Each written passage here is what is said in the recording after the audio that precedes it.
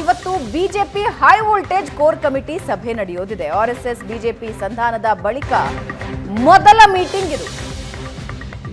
ಭಿನ್ನಮತ ಶಮನ ಆಗಿದೆಯಾ? ಪಕ್ಷ ಸಂಘಟನೆ, ಬೈ ಎಲೆಕ್ಷನ್ನೇ ಅಜೆಂಡಾನ?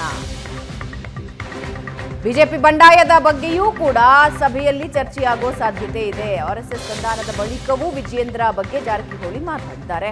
ನಾಯಕರ ಬಂಡಾಯಕ್ಕೆ ಮುಲಾಮು ಹಚ್ಚುವ ಬಗ್ಗೆ ಚರ್ಚೆ. 3 ವಿಧಾನಸಭಾ ಕ್ಷೇತ್ರದ ಬೈ ಎಲೆಕ್ಷನ್ ಇದೆ. ಕೆಲವು ಜಿಲ್ಲಾ ಅಧ್ಯಕ್ಷರ ಬದಲಾವಣೆ ಮಾಡೋ ಬಗ್ಗೆಯೂ ಚರ್ಚೆ ಆಗ್ತಾ ಇದೆ.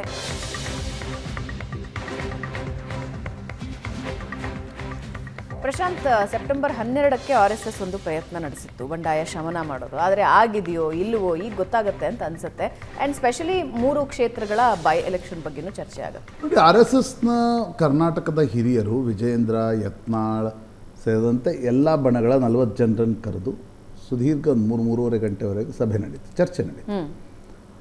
ಒಂದು ರೀತಿ ತಮ್ಮ ಅಭಿಪ್ರಾಯಗಳನ್ನು, ನಾನು ಅಭಿಪ್ರಾಯಗಳಂತ ಹೇಳಿದರೆ ಅದು ಸ್ವಲ್ಪ ಅಂಡರ್ ಸ್ಟೇಟ್ಮೆಂಟ್ ಆಗುತ್ತೆ.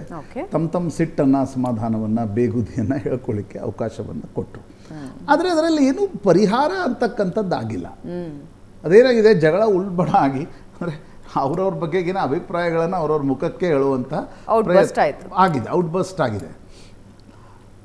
ಅದಾದಮೇಲೆ ಇವತ್ತು ಕೋರ್ ಕಮಿಟಿ ಸಭೆ ಮೊದಲ ಬಾರಿ ನಡೀತಾ ಇದೆ. ಇವತ್ತಿನ ಕೋರ್ ಕಮಿಟಿ ಸಭೆಯಲ್ಲಿ ಪ್ರಮುಖವಾಗಿ ಅಜೆಂಡಾ ಇರತಕ್ಕಂಥದ್ದು 3 ಕ್ಷೇತ್ರಗಳ ಉಪಚುನಾವಣೆಗಳಿಗೆ ಅಭ್ಯರ್ಥಿ ಯಾರು, 3 ಹೆಸರುಗಳನ್ನು ದಿಲ್ಲಿಗೆ ಕಳಿಸ್ಬೇಕು. ಇನ್ನೊಂದು ಪ್ರಮುಖವಾಗಿ ವಿಧಾನ ಪರಿಷತ್ತಿನ ಒಂದು ಕ್ಷೇತ್ರ ಇದೆ, ಕೋಟಾ ಶ್ರೀನಿವಾಸ ಪೂಜಾರಿ ತೆರವುಗೊಳಿಸಿರ್ತಕ್ಕಂಥ ಒಂದು ಕ್ಷೇತ್ರ ಏನಿದೆ, ಅದಕ್ಕೆ ಅಭ್ಯರ್ಥಿಯನ್ನು ನೇಮಿಸಬೇಕು. ನಳಿನ್ ಕುಮಾರ್ ಕಟೀಲು ಅಲ್ಲಿ ಭಾಳ ಸ್ಟ್ರಾಂಗ್ ಸ್ಪರ್ಧಿಯಾಗಿದ್ದಾರೆ. ನಳಿನ್ ಕುಮಾರ್ ಕಟೀಲು ಕೊಡೋದು ಬೇಡ ಅಂತಕ್ಕಂಥದ್ದು ಅಲ್ಲಿನ ಅನೇಕ ನಾಯಕರ ಮನಸ್ಸಿನಲ್ಲಿದೆ. ಯಾಕಂದರೆ ನಳಿನ್ ಕುಮಾರ್ ಕಟೀಲಿಗೆ ಸಂಸದ ಕ್ಷೇತ್ರಕ್ಕೆ ಯಾಕೆ ಟಿಕೆಟ್ ಕೊಡಲಿಲ್ಲ, ಈಗ ಯಾಕೆ ಕೊಡಬೇಕು ಅಂತಕ್ಕಂಥದ್ದು. ಬಂಟ ಬಿಲ್ಲವ ಜಗಳದಲ್ಲಿ ಇನ್ನೊಮ್ಮೆ ಬೀಳಬೇಕು. ಯಾಕಂದರೆ ಬಿಲ್ಲವರ ಸೀಟ್ ಅದನ್ನು ತೆಗೆದು ಬಂಟ್ರಿಗೆ ಕೊಟ್ಟರೆ ಮತ್ತೊಮ್ಮೆ ಬಂಟ ಬಿಲ್ಲವ ಶುರು ಆಗುತ್ತೆ. ಅದು ಬೇಕಾ, ಅಥವಾ ಬಂಟ ಬಿಲ್ಲವ ಹೊರತುಪಡಿಸಿದ ಅಭ್ಯರ್ಥಿಗೆ ಟಿಕೆಟ್ ಕೊಡಬೇಕಾ?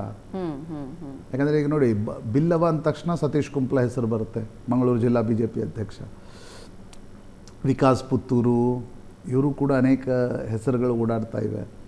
ಆಮೇಲೆ ನಳಿನ್ ಕುಮಾರ್ ಕಟೀಲು ಪ್ರಯತ್ನವನ್ನು ಪಡ್ತಾ ಇದ್ದಾರೆ. ಅದಾದಮೇಲೆ ಪ್ರಮೋದ್ ಮಧ್ವರಾಜ್ ಹೆಸರು ಭಾಳ, ಯಾಕಂದರೆ ಅವ್ರಿಗೆ ಲೋಕಸಭಾ ಟಿಕೆಟು ಕೊಡಲಿಲ್ಲ, ವಿಧಾನಸಭಾ ಟಿಕೆಟು ಕೊಡಲಿಲ್ಲ. ಅವರು ಕಾಂಗ್ರೆಸ್ನಿಂದ ಬಂದಿದ್ದಾರೆ, RSS ಜೊತೆ ಭಾಳ ಒಳ್ಳೆಯ ಸಂಬಂಧಗಳನ್ನು ಇಟ್ಕೊಂಡಿದ್ದಾರೆ. ಹೀಗಾಗಿ ಪ್ರಮೋದ್ ಮಧ್ವರಾಜ್ ಹೆಸರು ಕೂಡ, ಒಂದು ವೇಳೆ ಬಂಟ ಬಿಲ್ಲವ ಇರಲಿಲ್ಲ ಅಂದರೆ ಪ್ರಮೋದ್ ಮಧ್ವರಾಜರ ಹೆಸರು ಕೂಡ ಒಪ್ಪಿಗೆ ಕೊಡುವ ಸಾಧ್ಯತೆಗಳಿವೆ. ಬಹುಶಃ ಇವತ್ತು ನನಗನ್ಸುತ್ತೆ ವಿಧಾನ ಪರಿಷತ್ತಿನ ಕ್ಷೇತ್ರ ಮಾತ್ರ 3 ಹೆಸರುಗಳು ಫೈನಲ್ ಆಗಿ ದಿಲ್ಲಿಗೆ ಹೋಗ್ಬೋದು. ಉಪಚುನಾವಣೆಗಳಿಗೆ ಸಂಬಂಧಪಟ್ಟಂತೆ ಬೊಮ್ಮಾಯಿಯವರು ಊರಲ್ಲಿಲ್ಲ. Basavaraj Bommai is in London, ಅವರ ಮಗಳ ಅಡ್ಮಿಷನ್ಗೆ ಏನೋ ಹೋಗಿದ್ದಾರೆ. ಆ ಕಾರಣದಿಂದ ಅವ್ರು ಬರೋದು 24ಕ್ಕೆ. ಅವ್ರು ಬರದೆ ಶಿಗ್ಗಾಂವ್ ಅಭ್ಯರ್ಥಿ ಯಾರು ಅಂತಕ್ಕಂಥದ್ದು ಫೈನಲ್ ಆಗುತ್ತೆ ಅಂತ ನನಗೆ ಅನಿಸಲ್ಲ. ಯಾಕಂದರೆ 3 ಹೆಸರುಗಳನ್ನು ಕಳಿಸ್ಬೇಕಾದ್ರೂ ಕೂಡ ಬೊಮ್ಮಾಯಿ ಬಂದ ಮೇಲೆ ಆಗಬಹುದು. ಚನ್ನಪಟ್ಟಣಕ್ಕೆ ಸಂಬಂಧಪಟ್ಟಂತೆ ಕೂಡ ಇವತ್ತಿನ ಸಂದರ್ಭದಲ್ಲಿ JDS ಜೊತೆ ಒಂದು ಅಧಿಕೃತವಾಗಿರ್ತಕ್ಕಂಥ ಹೈಕಮಾಂಡ್ನ ಮಾತುಕತೆ ಆಗಿದೆ. ಕರ್ನಾಟಕದ ನಾಯಕರ ಮಾತುಕತೆ ಅಲ್ಲ, ಹೈಕಮಾಂಡ್ ಜೊತೆ ಮಾತುಕತೆ ಆಗದೆ ನೀವು ಚನ್ನಪಟ್ಟಣಕ್ಕೆ BJP ಹೆಸರನ್ನು ಕಳಿಸಿದ್ರೆ ಅದೊಂದು ವ್ಯತಿರಿಕ್ತ ಪರಿಣಾಮ ಉಂಟಾಗ್ಬೋದು. ಆ ಕಾರಣದಿಂದ ಕೂಡ ಇವತ್ತೊಂದು ಚರ್ಚೆ ಆಗಬಹುದು ಅಂತ ಅನ್ಸುತ್ತೆ. ಯಾರು ಅಭ್ಯರ್ಥಿ ಆಗ್ಬೋದು, ಪೊಲಿಟಿಕಲ್ ಸಿಚುವೇಶನ್ ಏನು, ಮೂಡಾದಲ್ಲಿ ನಾಳೆ ಹೈಕೋರ್ಟ್ ತೀರ್ಪು ಬಂದರೆ ಏನಾಗ್ಬೋದು, what BJP should do.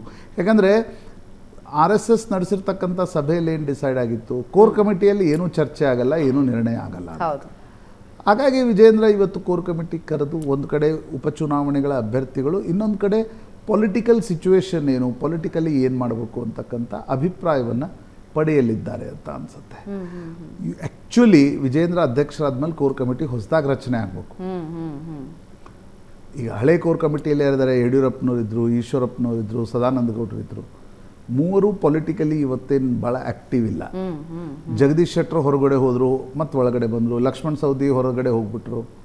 Ashwath Narayan ಇದ್ದಾರೆ, ಅಶೋಕ್ ಇದ್ದಾರೆ, ಪ್ರಹ್ಲಾದ್ ಜೋಶಿ ಇದ್ದಾರೆ.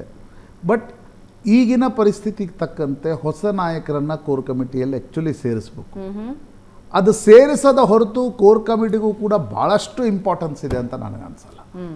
They have to revamp, they have to reorganise the core committee also. ಇದು ಯಾವುದು ಬಿಜೆಪಿ ಜನಕ್ಕೆ ಬೇಡ ಅಂತ ಅನ್ನಿಸ್ತದೆ ಸದ್ಯದ ಮಟ್ಟಿಗೆ. ಅಂದರೆ they are focusing on it, ಅಥವಾ ಅಯ್ಯೋ ಇವಾಗ ಹೆಂಗೆ ನಡೀತಿದೆಯೋ ಹಂಗೆ ನಡ್ಕೊಂಡು ಹೋದ್ರೆ ಬೇಡ ಅಂತಲ್ಲ. ಅವನಲ್ಲಿ ಏನಾಗಿದೆ ಕರ್ನಾಟಕದ ಬಿ ಜೆ ಪಿಯಲ್ಲಿ, ನಿಮ್ಗೆ ಯಾವತ್ತೂ ಹಿಂಗೆ ಮನೆಯಲ್ಲಿ 4 ನಿರ್ಣಯ ಕೇಂದ್ರಗಳಿದ್ದರೆ, ಪವರ್ ಸೆಂಟರ್ಸ್ ಅಂತ ಅದನ್ನು ಕರೀತಾರೆ. ಆ 4 ಪವರ್ ಸೆಂಟರ್ಸ್ಗಳು ಪದೇ ಪದೇ ಪದೇ ಪದೇ ತಿಕ್ಕಾಟ ಮಾಡ್ತಾರೆ. ಇವರೊಂದು ನಿರ್ಣಯ ತೆಗೆದುಕೊಂಡ್ರೆ ಅವರೊಪ್ಪಲ್ಲ, ಅವ್ರ ನಿರ್ಣಯ ತೊಗೊಂಡ್ರೆ ಇವರೊಪ್ಪಲ್ಲ. ಇದಕ್ಕೆ ದಾಯಾದಿ ಕಲಹ, ಯಾದವಿ ಕಲಹ ಅನ್ನೋದು.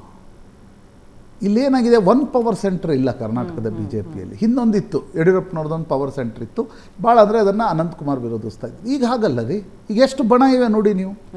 ವಿಜಯೇಂದ್ರದೊಂದು ಬಣ ಇದೆ, ಬೆಂಗಳೂರು ಅಶೋಕ್ದೊಂದು ಬಣ ಇದೆ, ಅಶ್ವಥ್ ನಾರಾಯಣದೊಂದು ಬಣ ಇದೆ, ಯತ್ನಾಳ್ರು ಜಾರಕಿಹೊಳಿದೊಂದು ಬಣ ಇದೆ, ಈಗ ಅರವಿಂದ್ ಲಿಂಬಾವಳಿ ಆ್ಯಕ್ಟಿವ್ ಆಗಿದ್ದಾರೆ, ಸುನಿಲ್ ಕುಮಾರ್, ಸಿ ಟಿ ರವಿ, ಇದೊಂದು ಅಂದರೆ ಬಿ ಜೆ ಪಿಯಲ್ಲಿ ಸಕ್ರಿಯರಾಗಿದ್ದು ಅಸಮಾಧಾನಿತಗೊಂಡಿರ್ತಕ್ಕಂಥ ಇನ್ನೊಂದು ಬಣ ಇದೆ. ಯಾರ ನಾಯಕತ್ವ ಯಾರೂ ಒಪ್ತಾ ಇಲ್ಲ. ಹಾಗಿರುವಾಗ ನೀವು, ನನಗನ್ಸುತ್ತೆ ಈ ಸಿಂಗಲ್ ಕಮಾಂಡ್ ಇದ್ದಾಗ ಮಾತ್ರ ಪಾರ್ಟಿಗಳು, ಸೇನೆಗಳು ಕೆಲಸ ಮಾಡಲಿಕ್ಕೆ ಸಾಧ್ಯ ಆಗುತ್ತೆ. ಎಲ್ಲ ಆರ್ಗನೈಸೇಷನ್ಸ್ನಲ್ಲೂ ಸಿಂಗಲ್ ಕಮಾಂಡ್ ಇರಬೇಕಾಗತ್ತೆ. ಇಲ್ಲೇನಿದೆ, ಮಲ್ಟಿ ಕಮಾಂಡ್ ಇವೆ.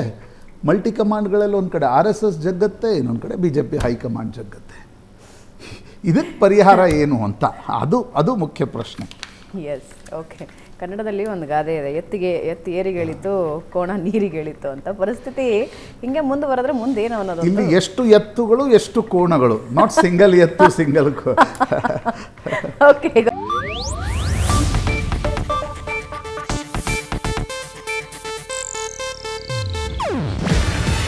ಇದು ಏಷ್ಯಾನೆಟ್ ನ್ಯೂಸ್ ನೆಟ್ವರ್ಕ್ ಪ್ರಸ್ತುತಿ. ನೀವು ನೋಡ್ತಿದ್ದೀರಾ ಏಷ್ಯಾನೆಟ್ ಸುವರ್ಣ ನ್ಯೂಸ್.